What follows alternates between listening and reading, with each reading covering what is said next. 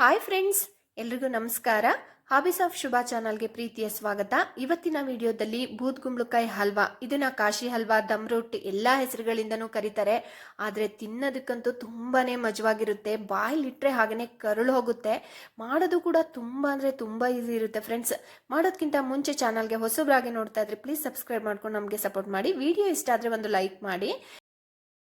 ಬೂದ್ಗುಂಬಳಕಾಯಿ ಹಲ್ವಾ ಮಾಡೋದಕ್ಕೆ ಮೊದಲಿಗೆ ಬೂದ್ಗುಂಬಳಕಾಯಿನ ಈ ಥರ ಕಟ್ ಮಾಡ್ಕೊಂಡಿದ್ದೀನಿ. ಈ ಥರ ಸಣ್ಣ ಸಣ್ಣದಾಗಿ ಕಟ್ ಮಾಡಿಕೊಂಡು ಮೇಲ್ಗಡೆ ತಿರುಳಿದೆಯಲ್ಲ, ಈ ತಿರುಳನ್ನೆಲ್ಲ ತೆಗೆದು ಸಣ್ಣದಾಗಿ ಕಟ್ ಮಾಡಿಕೊಂಡು ನಾನು ಅದನ್ನು ತುರಿದಿಟ್ಕೊಂಡಿದ್ದೀನಿ. ಟೋಟಲ್ ಆಗಿ ನಾನಿಲ್ಲಿ ತೋರಿಸ್ತಿದ್ದೀನಲ್ಲ, ಈ ಒಂದು ಕಪ್ಪಲ್ಲಿ 3 ಕಪ್ ಆಗುವಷ್ಟು ನಾನಿಲ್ಲಿ ತುರಿದಿಟ್ಕೊಂಡಿರೋದು. ನೀರು ಸಮೇತನೇ ನಾವು ಹಾಕೋಬೇಕಾಗುತ್ತೆ ಫ್ರೆಂಡ್ಸ್. ಹಾಗಾಗಿ ನೀರನ್ನ ಹಾಕ್ಲಿಕ್ಕೆ ಹೋಗ್ಬೇಡಿ. ನೀರು ಹಾಗೇನೆ ಇರಲಿ. ನೀರು ಹಾಗೇನೆ ಬೂದ್ಗುಂಬಳಕಾಯಿ ಎರಡನ್ನೂ ಸೇರ್ಸೇನೆ ನಾವು ಹಲ್ವಾನ ಮಾಡಬೇಕಾಗಿರೋದು. 3 ಕಪ್ ಆಗುವಷ್ಟು ಬೂದ್ಗುಂಬಳಕಾಯಿ ತುರಿನ ತಗೊಂಡ್ರೆ 1 ಕಪ್ ಆಗುವಷ್ಟು ಸಕ್ಕರೆನ ತಗೋಬೇಕಾಗುತ್ತೆ. ಇದು ಕರೆಕ್ಟ್ ಹದ ಆಗುತ್ತೆ. ನೀವು ಹೆಚ್ಚಿಗೆ ತಗೊಂಡ್ರಿ ಅಂತ ಹೇಳಿದ್ರೆ ತುಂಬಾ ಸ್ವೀಟ್ ಆಗ್ಬಿಡುತ್ತೆ, ತಿನ್ಲಿಕ್ಕೂ ಕೂಡ ಅಷ್ಟು ಚೆನ್ನಾಗಿರಲ್ಲ. ಹಾಗಾಗಿ 1 ಕಪ್ ಆಗುವಷ್ಟು ಸಕ್ಕರೆ ತಗೊಂಡ್ರೆ ಸಾಕಾಗುತ್ತೆ.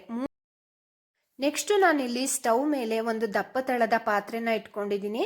ಅದಕ್ಕೆ ನಾವಿವಾಗ ತುರಿದಿರುವಂತಹ ಬೂದ್ಗುಂಬಳಕಾಯಿ ತುರಿನ ಹಾಕೋಬೇಕಾಗುತ್ತೆ. ನೋಡಿ, ನೀರು ಸಮೇತನೇ ನಾನಿಲ್ಲಿ ಹಾಕೊಳ್ತಾ ಇದ್ದೀನಿ. ಹಾಕೊಂಡಿದ್ದಾದ್ಮೇಲೆ ಈ ಬೂದ್ಗುಂಬಳಕಾಯಿನಲ್ಲಿ ಇರ್ತಕ್ಕಂಥ ನೀರಿನಂಶ ಎಲ್ಲವೂ ಕೂಡ ಇಂಗಬೇಕು. ಅಲ್ಲಿವರೆಗೆ ನಾವು ಇದನ್ನ ಬೇಯಿಸ್ಕೋಬೇಕಾಗುತ್ತೆ. ಬೇಯಿಸ್ಕೊಳ್ಳುವಾಗ ಆದಷ್ಟು ಕೂಡ ಲೋ ಫ್ಲೇಮಲ್ಲಿ ಇಟ್ಕೊಂಡು ಈ ಥರ ಲಿಡ್ನ ಕ್ಲೋಸ್ ಮಾಡಿ ನೀವು ಬೇಯಿಸ್ಕೋಬೇಕಾಗುತ್ತೆ. ಲಿಡ್ನ ಕ್ಲೋಸ್ ಮಾಡಿಬಿಟ್ಟು ಅವಾಗವಾಗ ಮಧ್ಯದಲ್ಲಿ ತೆಗೆದು ಈ ಥರ ಸೌಟಿಂದ ಒಂದ್ಸಲ ಹೀಗೆ ತಿರುಗಿಸ್ಕೊಂಡು ನೀವು ಬೇಯಿಸ್ಕೋಬೇಕಾಗುತ್ತೆ. ಟೋಟಲ್ ಆಗಿ ಈ ಒಂದು ಬೂದ್ಗುಂಬಳಕಾಯಿನಲ್ಲಿ ಇರ್ತಕ್ಕಂಥ ನೀರಿನಂಶ ಎಲ್ಲ ಕಡಿಮೆ ಆಗಬೇಕು. ಅವಾಗ ಮಾತ್ರ ಹಲ್ವಾ ಚೆನ್ನಾಗಿ ಬರುತ್ತೆ. ನೀರು ಥರ ಇದ್ರೆ ಚೆನ್ನಾಗಿ ಬರಲ್ಲ ಫ್ರೆಂಡ್ಸ್. ಹಾಗಾಗಿ ನೋಡಿ, ಇವಾಗ ಮಧ್ಯದಲ್ಲಿ ಒಂದ್ಸಲ ಲಿಡ್ನ ಓಪನ್ ಮಾಡಿ ನಾನು ಅದನ್ನ ತಿರುಗಿಸಿ ಮತ್ತೆ ಬೇಯಿಸ್ಕೊಂಡಿದ್ದೀನಿ. ನೋಡಿ, ಈ ಹದದಲ್ಲಿ ಇದ್ರೆ ಸಾಕಾಗುತ್ತೆ. ನೋಡಿ, ಸ್ವಲ್ಪ ಕೂಡ ನೀರಿನಂಶ ಇಲ್ಲ. ಅಂದ್ರೆ ಪೂರ್ತಿಯಾಗಿ ಡ್ರೈ ಆಗಬೇಕು ಅಂತ ಏನಿಲ್ಲ. ಸ್ವಲ್ಪ ನೀರಿನಂಶ ಇದ್ರೂ ಪರವಾಗಿಲ್ಲ, ಆದ್ರೆ ಜಾಸ್ತಿ ಹೆಚ್ಚು ನೀರಿನಂಶ ಇರಬಾರ್ದು. ನೋಡ್ತಿದ್ದೀರಲ್ಲ, ಈ ಒಂದು ಹದಕ್ಕೆ ಚೆನ್ನಾಗಿ ಬೇಯಿಸ್ಕೋಬೇಕಾಗುತ್ತೆ. ನೋಡಿ, ಇವಾಗ ಚೆನ್ನಾಗಿ ಕುಂಬಳಕಾಯಿ ಎಲ್ಲ ಬೆಂದಿದೆ.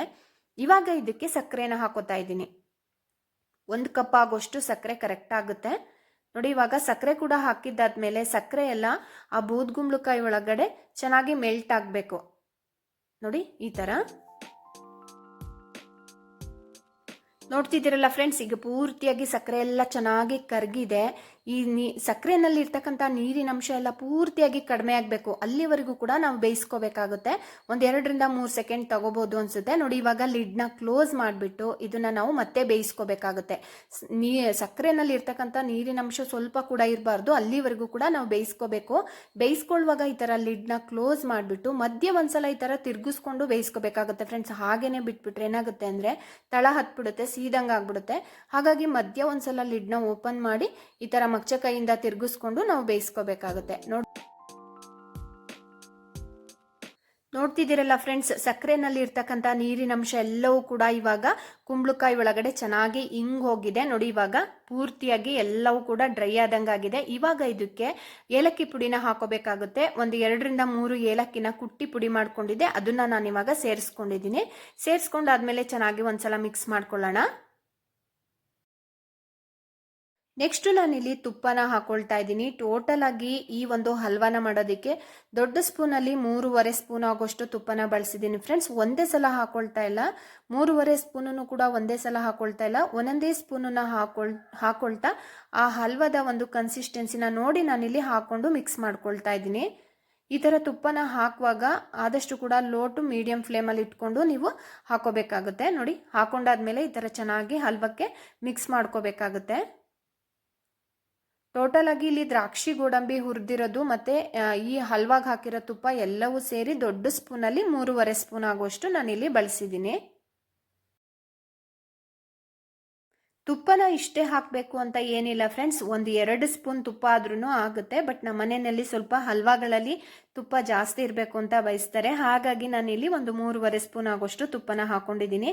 ನೋಡಿ, ಇವಾಗ ಹಲ್ವಾ ಎಲ್ಲ ರೆಡಿಯಾಗಿದೆ. ಇವಾಗ ಇದಕ್ಕೆ ದ್ರಾಕ್ಷಿ ಗೋಡಂಬಿನ ಹುರಿದು ಹಾಕೋಬೇಕಾಗುತ್ತೆ.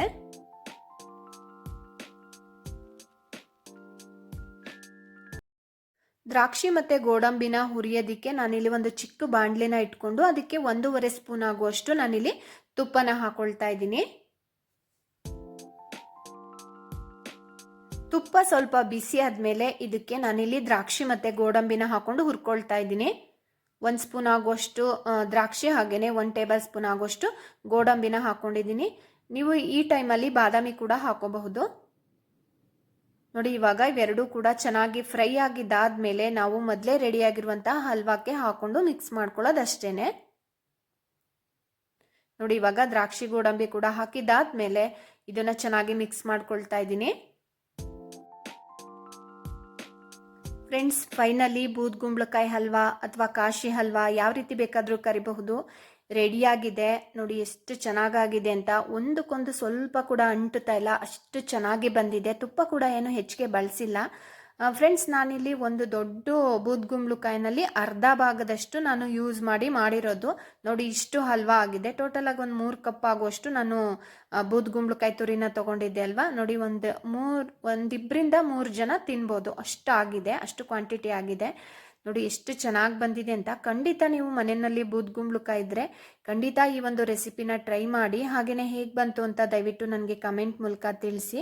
ಹಾಗೆಯೇ ನಮ್ಮ ಚಾನಲ್ಗೆ ಹೊಸಬ್ರಾಗಿ ನೋಡ್ತಾ ಇದ್ರೆ ಪ್ಲೀಸ್ ಸಬ್ಸ್ಕ್ರೈಬ್ ಮಾಡಿಕೊಂಡು ನಮಗೆ ಸಪೋರ್ಟ್ ಮಾಡಿ. ಜೊತೆಗೆ ಈ ಒಂದು ವಿಡಿಯೋನ ನಿಮ್ಮ ಫ್ರೆಂಡ್ಸು ಹಾಗೆಯೇ ರಿಲೇಟಿವ್ಸ್ ಜೊತೆ ಇದನ್ನು ಹಂಚ್ಕೊಳ್ತೀರಾ ಅಂತ ಅಂದ್ಕೊಂಡಿದ್ದೀನಿ. ಹಾಗೆಯೇ ಇನ್ನೂ ಹೆಚ್ಚು ಹೊಸ ರೆಸಿಪಿಗಳು ಬೇಕು ಅಂದರೆ ದಯವಿಟ್ಟು ನನಗೆ ಕಮೆಂಟ್ ಮೂಲಕ ತಿಳಿಸಿ, ನಾನು ಮಾಡೋದಕ್ಕೆ ಟ್ರೈ ಮಾಡ್ತೀನಿ. Thank you.